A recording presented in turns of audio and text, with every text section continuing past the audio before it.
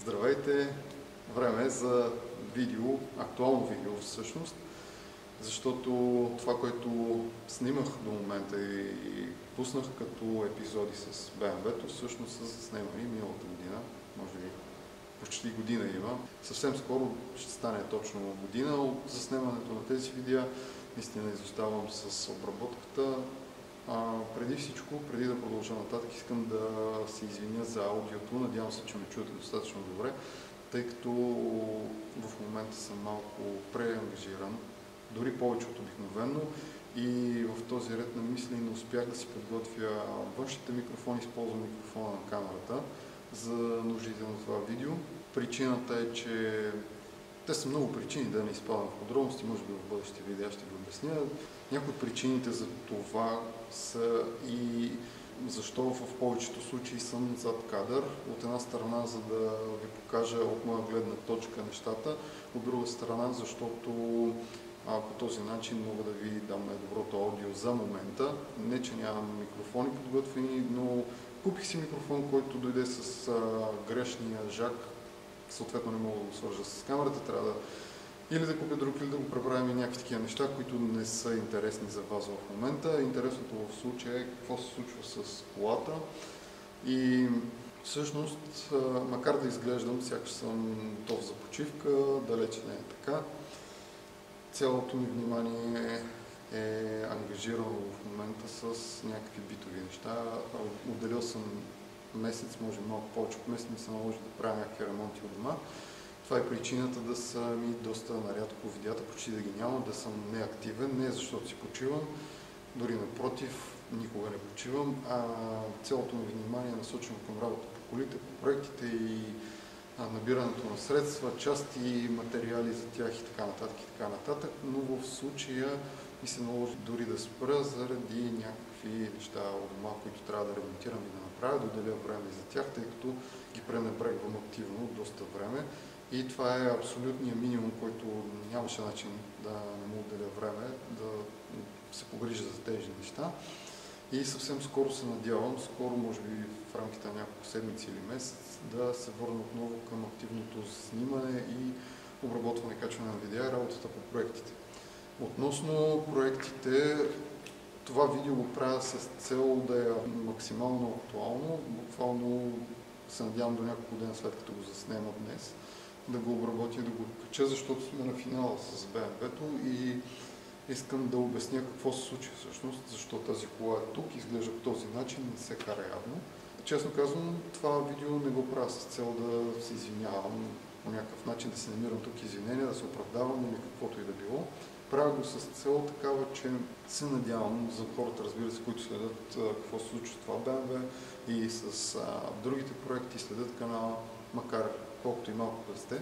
Благодаря ви за което.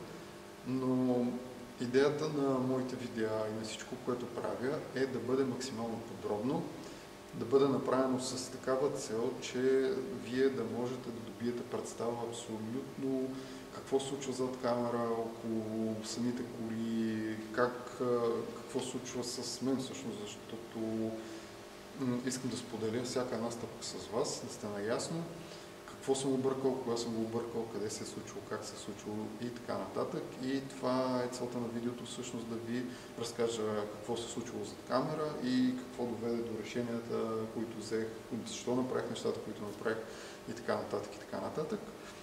Принципно за това и другите ми видеа са толкова подробни, не че е толкова важно да речем кой болт как съм го стегнал и колко съм го стегнал и колко се стяга и някакви такива неща, защото надали предполагам, че по-голямата част от вас няма да тръгнат да правят такова BMW или каквато идея от тези коли по начина, по който аз ги правя най-малкото, защото разбираемо всеки си има стил на работа и така нататък. Аз го правя с цел да ви дам пълната картина на това какво правя аз и как го правя, за да не е просто една технична материя, ами да е разказана историята на всеки автомобил и на всеки един ремонт.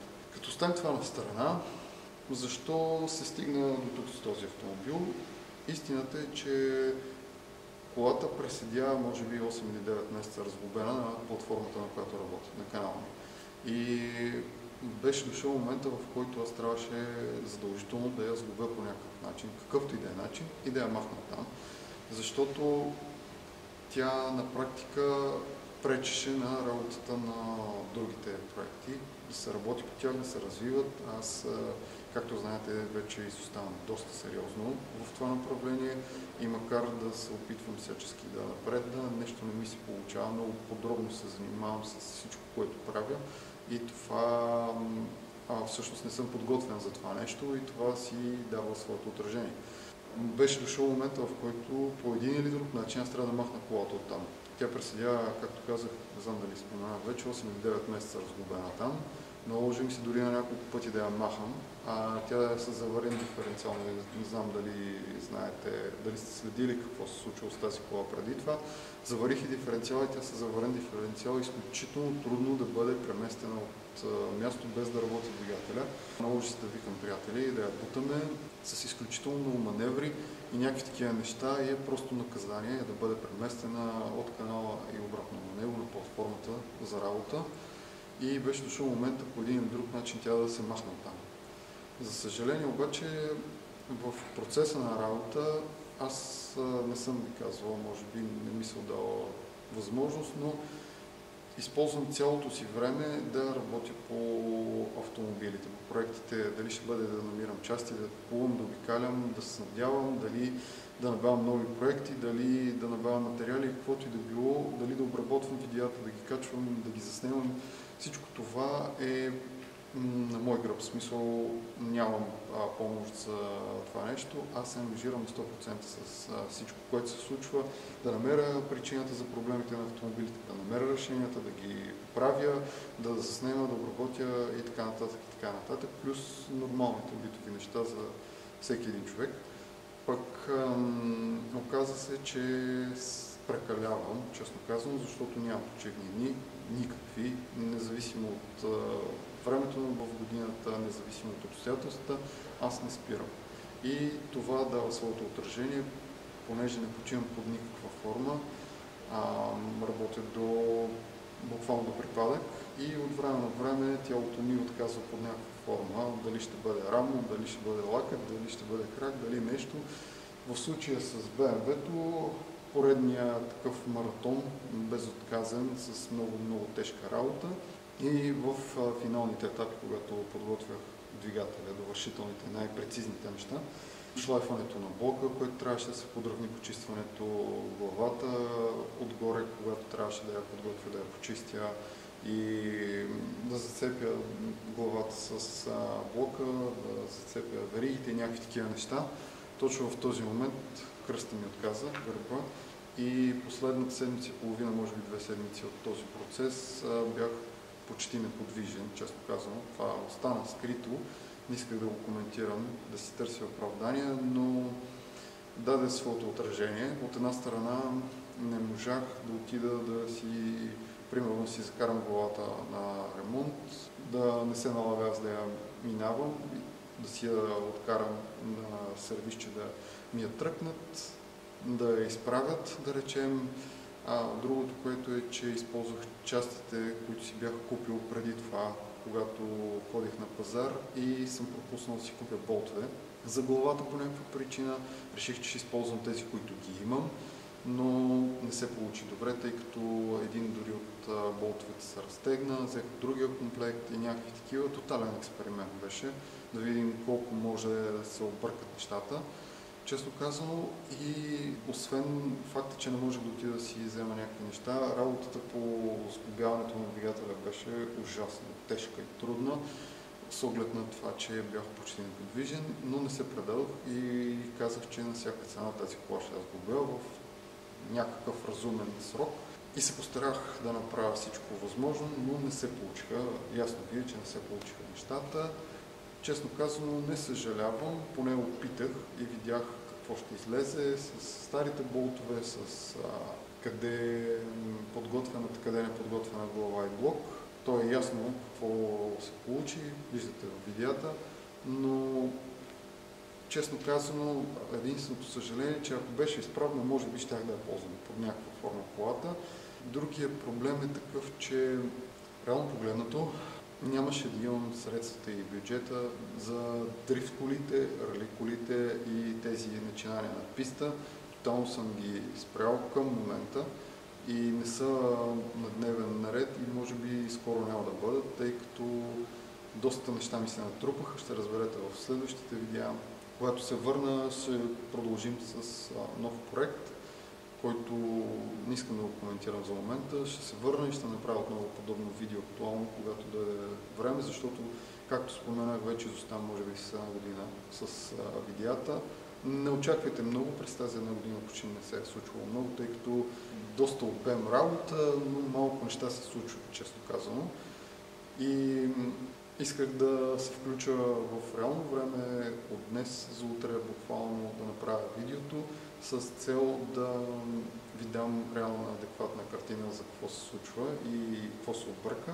Честно казано, до някъде съжалявам, че колата не се получи от първия път, но ще ни даде шанс отново да отворя и да ревизирам всичко, което направих по правилния вече начин и с достатъчно време и на спокойствие се надявам, че следващия път няма да съм притиснат от обстоятелствата и от нещата, които се случват зад кадър, за да мога да направя всичко както трябва да се направи, да доразглобя по начина, по който исках да го разглобя като начало.